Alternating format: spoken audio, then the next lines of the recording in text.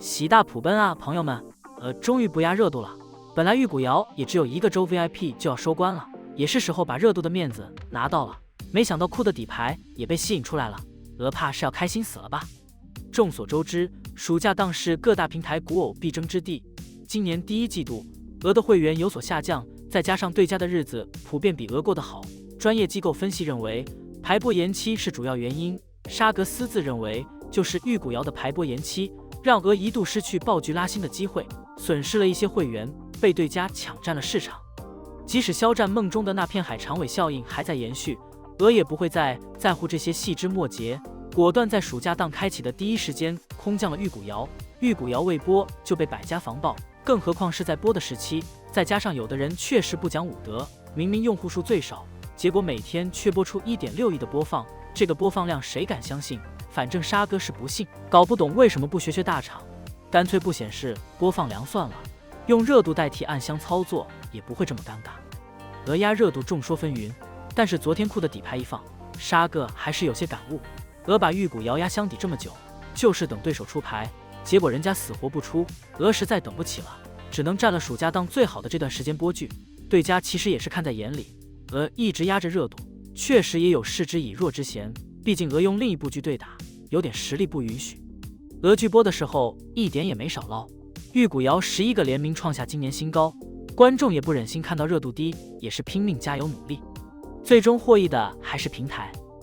要说酷也是数据大厂，万没有中计的道理。玉骨遥还有1个周收官，人家酷开播只放出1集，而且还要会员，这套路也是绝无仅有，完全是被逼出来的。这样算下来，只有8集重叠的问题不是很大，而且暑期档这么好的时间也蹭上了。不管酷亮不亮牌，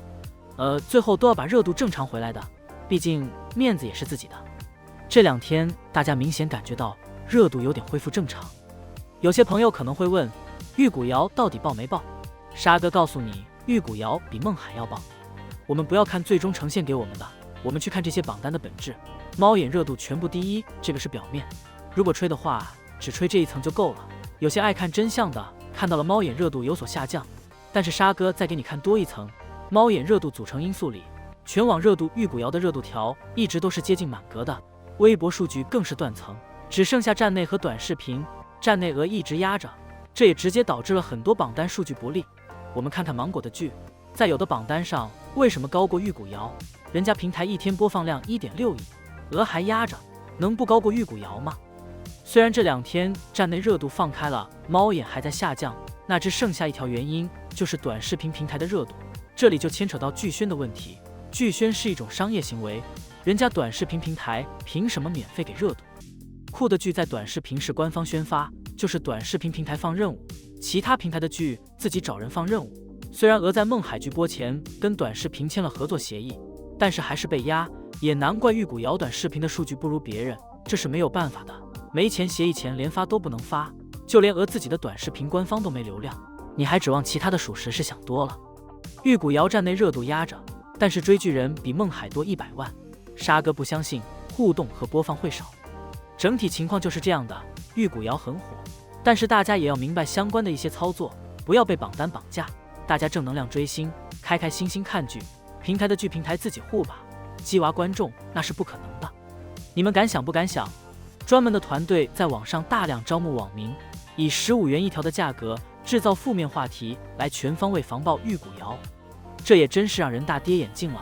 突然想到当年斗罗大陆播出时，也有专门的组织招募大量的大学生，通过严格的审核后进群，以每条1元的价格给出各种负面话题，在各个平台防爆斗罗大陆。结果斗罗大陆在重重围剿中高歌猛进，成为当年的剧王。2年后相同的事件再次上演，价格也从当年的几块钱涨到了15块钱。肖战的剧到底是让人多害怕？出巨资买水军，力图从口碑上防爆他的剧。玉骨遥从开播就热度爆表，各项评估数据都实证该剧的受欢迎、受关注程度。在平台佛系剧宣的情况下，靠着剧集自身的口碑和观众的口口相传，播出过半，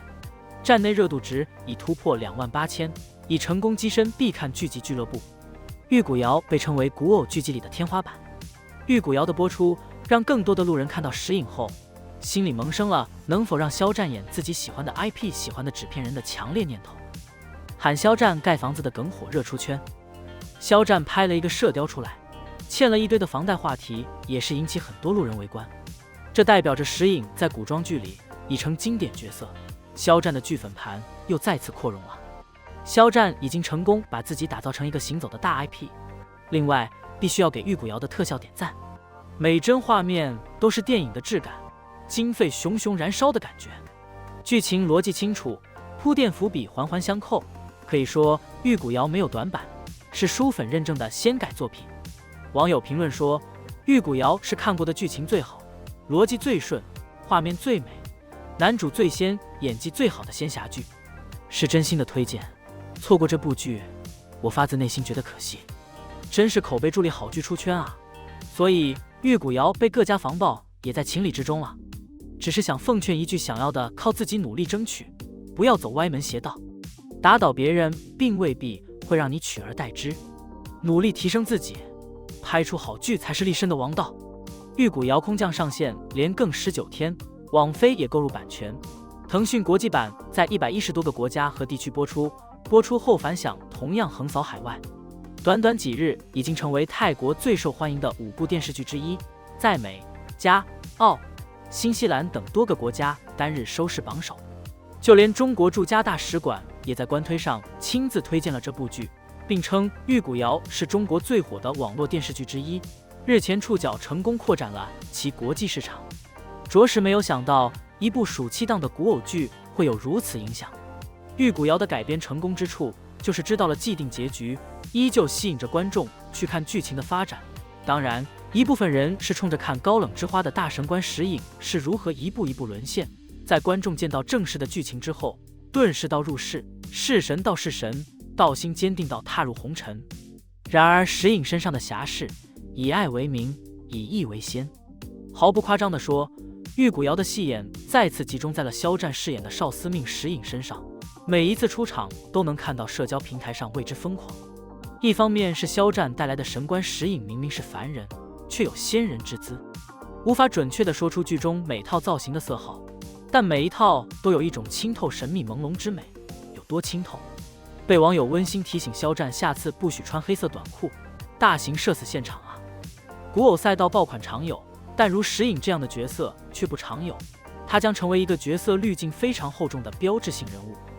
先是得益于肖战优越的颜值，其次演技加持，最后是人设。初始确实受到2位主演的颜值差距影响，想看到如此神颜的神官是怎么爱上如此普通的姑娘。肖战成功了，他演得让观众相信石影爱上朱颜是水到渠成，不是谶语影响。可石影的人设精彩在哪？不仅是遇到命劫之人说谶语之事在远，做人之德在先，是混沌中过星桥时对朱颜说的人命本身就比法器重要，不顾自己安危，接下青刚身上的雀塔之说，我若不救他，他必死。是在登真境10位旧徒弟提前结束修炼，对大司命说的因我而遇险之人，我当要全力救他。这还不算最精彩之处，看过太多的仙侠古偶男主，自从几生几世、神魔跨界、苍生为蝼蚁的爱情故事大行其道后，男主接近脸谱化，人设更是大差不差，制作上被称为流水线。石影最不一样的一点是，他发现自己喜欢上朱颜后，没有迁怒，没有故意疏远，更没有羞愧，而是逼迫自己封心所爱，坚定道心，侍奉神明。一方面是大司命逼石影回到迦兰，提前放出了他是世子的身份，担心自己特殊身份会连累朱颜，甚至是整个赤族，让朱颜的父母来接他下山。走之前将空桑皇后历来代表聘礼的玉骨赠与徒弟。石影的爱意难藏，观众看得抓心挠肝，在神面前请自罚，受骨肉离身之刑。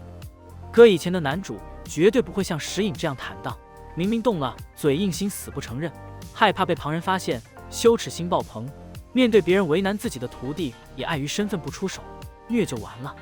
石影这个角色能成为天花板，还有一个因素，既心怀天下，也有侠骨柔情。石影在没见到成年的女主之前，就已经立志守护苍生。母亲吞炭而亡留的书信，提醒石影要好好学习术法，守护苍生。大司命鸡娃式教育，想要唤醒他复仇的斗志，石影却坚持要听妈妈的话，不复仇。连续数十集的剧情铺垫和朱颜相处逐渐动心，将他这个不准备入红尘的心掀起涟漪，依旧没有改变想要守护苍生的心，动心却没有立即入红尘，